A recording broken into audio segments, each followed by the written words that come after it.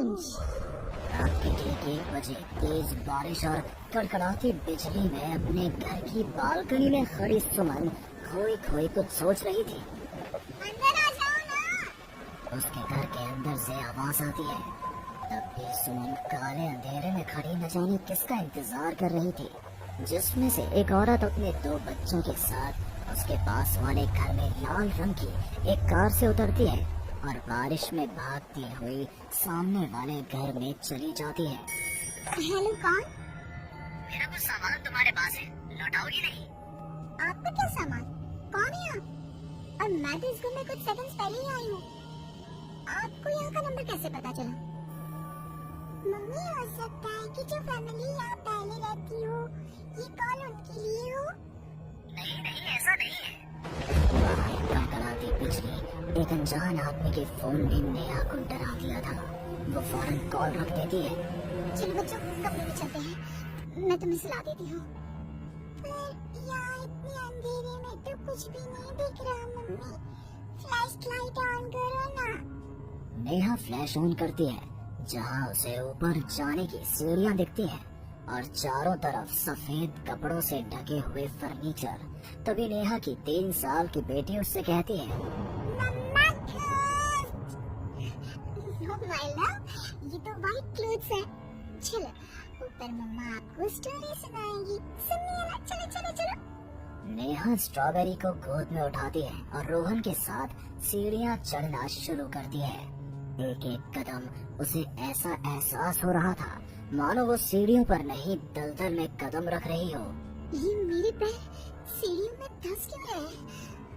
बहुत देर चलने के बाद सीढ़ियाँ खत्म होती हैं। ऐसा लग रहा है मानो मैं जन्म से बस चल ही रही हूँ। जैसे तैसे थकी हारी नेहा ऊपर कमरे में पहुंचती है। जैसे ही फ्लैश बेड पर पड़ता है, वो देखती है कि उसके दोनों बच्चे पहले से ही बिस्तर पर सो रहे हैं। मेरा सर चकरा रहा है। बच्चे तो मेरी गोद में थे, यहाँ कैसे आ गए? और वो भी मुझसे पहले। नेहा कुछ समझ नहीं पाती और बेसुध होकर जमीन पर गिर पड़ती है। अगली सुबह उसकी आंखें सूरज की किरणें चेहरे पड़ने से खुलती हैं। नेहा बालकनी में जाती है, जहाँ उसे सुमन अपने बालकनी में खड़ी दिखती है। ऐसा लग रहा था मानो सुमन रात भर से वहीं खड़ी थी। सुमन नेहा को मुस्कुराकर देखती है। हेलो, मैं यहाँ कल ही शिफ्ट हुई हूँ। मेरे हस्बैंड का यहाँ ट्रांसफर हुआ है। आसपास कहीं घर ही नहीं मिला, तब 40 किलोमीटर दूर यहाँ ये घर मिला। आप यहाँ पर कब से हैं? पता नहीं, सालों हो गए, यहाँ कोई आया ही नहीं। पर अब तुम आई हो तो राहत सी लगी। आओ ना घर पर। हाँ हाँ, क्यों नहीं, मुझे भी कंपनी मिल जाएगी। वैसे कल रात में यहाँ कुछ अजीब महसूस किया मैंने। मैं आकर बताती हूँ। नेहा सुमन से मिलने उसके घर जाती है और पिछली रात हुए इंसिडेंट के बारे में उसको बताती है। ये तो कुछ भी नहीं है नेहा। ऐसे तो कई इंसिडेंट्स मेरी एक फ्रेंड के साथ भी हुए हैं और रोज होते ही हैं। सुमन अपनी कार में बैठी अपने नए ठिकाने की ओर बढ़ रही थी। जंगल के बीच से गुजरती वो खुद से कहती है, ये सिविल इंजीनियर्स की लाइफ ना बड़ी मुश्किल है। कहाँ जाना चाहिए? कार एक घर के पास रुकती है। लीजिए मैडम, हम आ गए। आपको कुछ जरूरत हो तो मुझे कॉल कीजिएगा, मैं ये बगल वाले घर में ही हूँ। सुमन घर के अंदर जाती है। डाइनिंग टेबल पर पहले ही खाना रखा हुआ था, पानी का गिलास भी, टीवी ऑन ही था। ऐसा लग रहा था मानो अभी अभी यहाँ कोई था या है। चलो, कंपनी अच्छी है, सब अरेंजमेंट्स मेरे आने के पहले ही कर रखे हैं। सुमन खाने की टेबल पर बैठती है, जहाँ 5 लोगों का खाना परोसा हुआ था।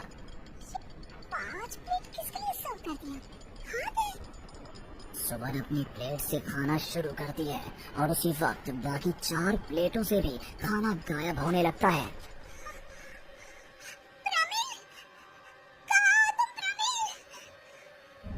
सुमन भागती हुई अपने ड्राइवर के घर पर जाती है। सुमन क्या देखती है कि प्रमिल जमीन पर गिरा हुआ है। फर्श पर हर तरफ खून ही खून। प्रमिल के मुंह से भी खून आ रहा था। वो कराहता हुआ कहता है, मैम यहाँ रूहें रहती हैं, ये आपको भी नहीं छोड़ेंगी। ये कहते कहते एक प्रबल दम तोड़ देता है और सुबह के 11 बजे अचानक ही अंधेरा छा जाता है। चारों तरफ से अजीबोगरीब आवाजें आने लग जाती हैं। मम्मी, आई, अरे कोई खाना देगा क्या मुझे? अरे जो सुनिए ना, प्लीज मुझे मत मारो। पापा बचाओ, ये लोग कौन है? सुमन अपने दोनों हाथों से अपने कान को बंद कर लेती है और जोर जोर से चीखती है। अचानक एक सन्नाटा चारों ओर फैल जाता है। सुमन प्रोमिल के घर से बाहर निकलती है। चारों ओर घुप अंधेरा, वो भी कुछ देख नहीं पाती और वापस अपने घर की ओर लौट आती है। इससे अच्छी तो मौत होती। ये मैं कहाँ फंस गई? मम्मा गोदी। अरे सुमन, क्या मरने वरने की बात करती रहती हो? जाओ मेरे लिए चाय बनाओ। ये कौन बोल रहा है?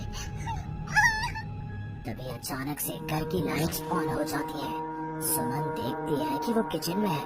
उसके ठीक बगल में एक औरत, जिसके बाल उसके चेहरे की ओर थे, गैस के फ्लेम में अपने दोनों हाथों को पका रही थी। तुम कौन हो तुम? यहाँ क्या कर रही हो? इनको बहुत पसंद है मेरे हाथों का खाना, तो मैं भी चखवा दूं क्या? कर्कश आवाज में ये कहती हुई वो औरत झट से सुमन के हाथों को आग में डाल देती है। सुमन चीखती रहती है पर वो औरत उसके हाथों को नहीं छोड़ती। तुम्हारे पेट में एक बच्चा है ना, सुन लिया मैंने। और औरत ये कहती सुमन के पेट पर हाथ फेरने लग जाती है और उसके पेट में हाथ डालकर मांस का टुकड़ा बाहर निकाल कर खा लेती है। मेरा बच्चा। ये तो कुछ भी नहीं, उधर देखो। वो औरत दीवार की तरफ इशारा करती है। दीवार पर खून के ऐसे धब्बे थे मानो नवजात शिशुओं को उसी दीवार पर पटक पटक कर मार दिया गया हो। तभी वहाँ लगभग 5 साल का एक बच्चा आता है। उसका शरीर पूरा सफेद और आंखें काली थी।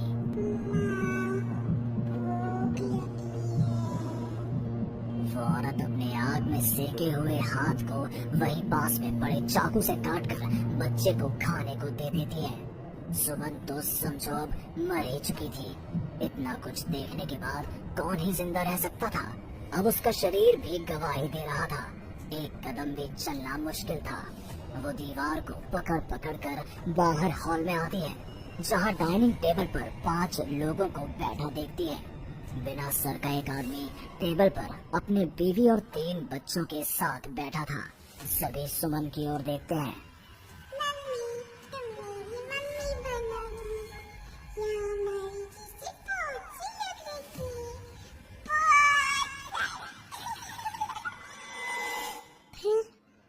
फिर उस लड़की का क्या हुआ? वो अब जिंदा है? हाँ, उन लोगों को एक जिंदा इंसान भी चाहिए था जिसे वो रोज मारे। रोज पता नहीं कितनी हीरो हैं, आज भी 1-2 तो दिखी जाती हैं। वो लड़की तो बस निकलने का राह ढूंढ रही है, पर वो निकलेगी कैसे? क्या कोई तरीका है? हाँ, किसी और को उन रूहों के हवाले कर देना यही एकमात्र रास्ता है। तो उसने किसे उन आत्माओं के हवाले किया? किया नहीं, आप करेगी। तुम्हें ये वही करे और वो लड़की मैं हूँ।